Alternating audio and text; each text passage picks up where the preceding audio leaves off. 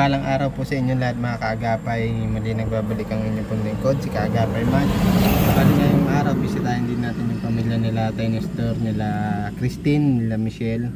At may bibigay din tayo sa kanilang allowance doon sa mga bata para sa pagpasok nila sa school. Shoutout nga po pala kay Lola Jet at maraming salamat po sa lahat ng tulong nyo, especially po doon sa pang-allowance ng mga bata. Nagbigay po siya ng 1.5 allowance sa pagpasok sa school ni Michelle at ni Christine. At kanina rin nagbigay tayo ng allowance kay kay Princess at Molin. Yan, ayun nung kasi ang pinakakailangan nila kasi gawa po ng malayo po yung school nila dito. Sa bayan pa ng Basud sila pumapasok. Kaya yun, samahan niyo po ako at kamustahin na din natin yung mga bata sa pag-eskwela nila. Ayan. Dito na tayo kila Tay Nestor, kila Christine. Ito yung bahay nila.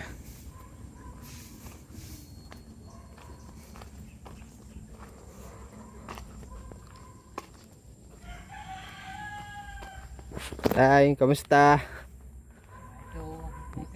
Yung dalawa si Gabriel at si Christine, malaki na si Christine Michelle, masakit lagi ang ngipin. Ha? Si Michelle, laging masakit ang ngipin. Asan po? Nasa kwarto. Hindi makausap. Masakit ang ngipin. Parang nung nakaraan pa yun nung punta ko dito. 2 araw nga ni Kuya Mark, hindi na yata nakapasok. Laging sinasakitan niya ngipin. Makahanap ng private.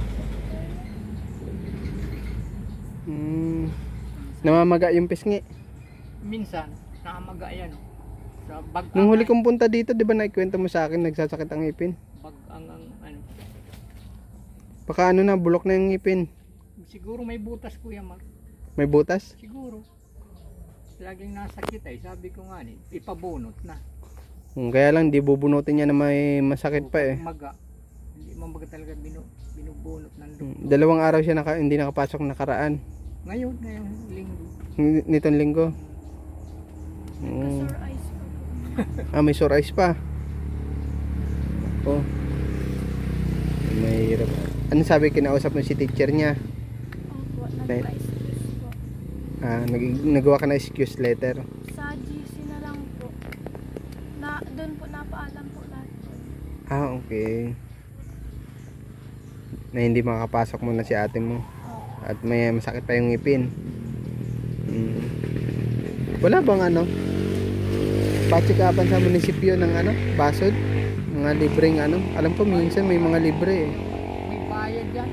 May bayad? Kahit nung check up lang? Check up. Yung pabunot? Pati magpunta dyan na dentist. Basud. May lang, schedule. Kamusta man pag-aaral nyo, Neng? Ikaw, Neng, kamusta pag-aaral mo, Neng? Ayos lang naman. Nakompleto mo man yung 1 linggo? Opo. Nag-excuse po akong isa kasi po, maulan po nun. Tapos po, naiwan po kami ng kasi nga po, di kami makaalis dito, gawa ng maulan. Naiwan kayo ng service? Nakaraan ba bumabagyo-bagyo? Opo. Tapos po, nagkalagnat po ako nun, pero po, gabi po yun. Tapos pagka-umaga po nawala. Nagtanghalian na kayo Tay Nestor? Tapos na Kuya Mark. Anong ulam nyo? Utang bagagong manok. Utang. Kamusta? Nagdating na yun sa senior mo sa 4-piece? Uy, pinambayad na baga Kuya Mark sa bigas. Pambayad? O nga pala, pinapambayad mo pala yun ng bigas ay ng sa bigas. Inuutang Tay Nestor yung sa 4-piece ba yan? Ang 4-piece Kuya Mark, may bigas talagang 30 kilos. Okay. Talagang na yun, nakalagay na sa kontrata. Dapat ibili mong yung 1-2 para sa bigas. Okay. Tapos yung 500 sa hill. Magkano ba nakuha niyo sa 4-piece? Ano na kami ngayon? 3.7 na may high school. Ilang buwan yun? Dalawa. 2 buwan. Sa senior mo tay Nestor? Ako, 1,000 isang buwan. Ah, 3 buwan man bago makakubra. okay. Kamusta man kayo dito nung maulan? Lampasan ba Kuya Mark? Oo, wala pa kasi itong dingding eh. But tay, di ba dun sa inyo may mga kawayan doon sa dating bahay nyo? Mayroon. Ba't di ka muna magkuha dun tas tapal-tapalan? Dito Ay, po. Wala man din Kuya Mark magagawa pagkawayan lang. Bakit po? Lampasan man din. Para at least Hindi mas safe lang. Mailapat na yan, kahit kulang yung plywood pang yan. Kasi ito open ito, mga kaagapay. Inaantay ko yung makakuhang pampatis. May mga kahoy man siya dito sa Nestor. Yung kawayan sana ipang pang didingding muna pansamantala. Para at least mas safe lang kayo. Kamusta man ang tulog yun dyan? Nagbabagyo-bagyo. Ay, ito. Ko ba Kuya Mark? Evacuate. Ako lang ang nagpatira dyan.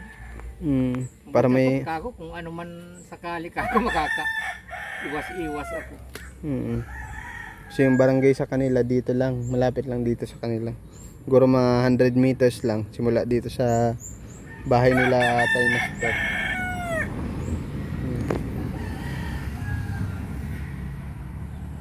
Silang kapitbahay dito eh.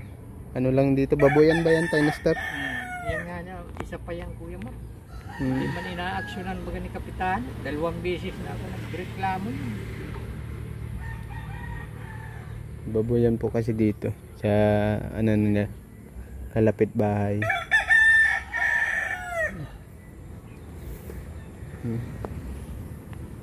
Sana paano kaya yun? Kasi alam ko sa mga munisipyo may mga dentist man dyan, kaya lang may schedule. Schedule yun. Yung hirap man yan na napapa-absent si Michelle, gawa ng pabalik-balik yung sakit ng ngipin. Baka sira na sa loob yun yung palagay ko may butas. Ako may uo daw yan pag may butas na eh. Kaya mahirap Pero din. Ang nakakapasakit sa ngipin. Mawawala tas babalik din. Oo. Yun. Baka mapapa-absent na naman siya. Sabi ko talaga dapat yun. Itakot man sa yung injection sa pampamanhi. Yun lang. Isa pa yun sa masakit. Kaya lang titiisin mo din yun at para matanggal yung sumasakit ng ngipin. Pag nabulok yun, lalo mas masakit. Siya nga pala Ning, nandito ako at may pinapabigay si Lola Jet. Pang allowance nyo 1.5 Kay Michelle ko sana ibibigay mo na kay ate mo ha. At allowance nyo, sabi ni Lola Jet. Maraming salamat po Lola Jet sa palaging pagbigay po ng allowance po sa amin. Maraming salamat po. Nag-aaral na mabuti ha. Kamusta man? Wala man bagsak? Wala naman po. Sa Lunes pasukan na ulit. Sana makapasok si ate mo. Kaya minsan tanong nyo kay teacher kung may kakilala sila doon sa munisipyo na alam yung mga schedule, para at least kahit papaano hindi sayang yung pamasahe nyo na pupunta lang doon. Kapag nasa school kayo tanong nyo lang, baka may kakilala sila teacher nyo para ma-schedule si Michelle pabunot ng ipin. Yung mga libre man yan minsan.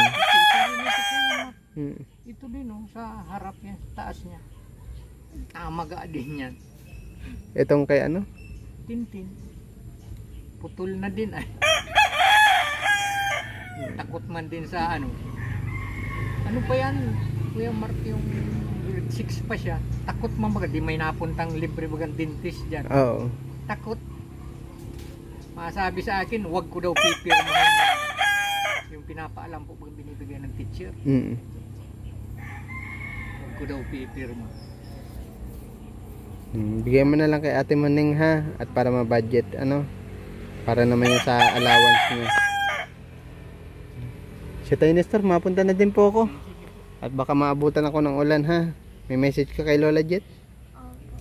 Salamat po, Lola Jet po. Dahil nabigyan niyo na naman po kami ngayon ng allowance. Makakapasok naman po kami nito. Salamat po.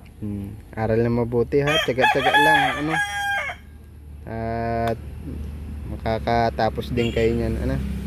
Mapunta na ako, Tay Nestor. Kuya Mark, salamat. Salamat din po.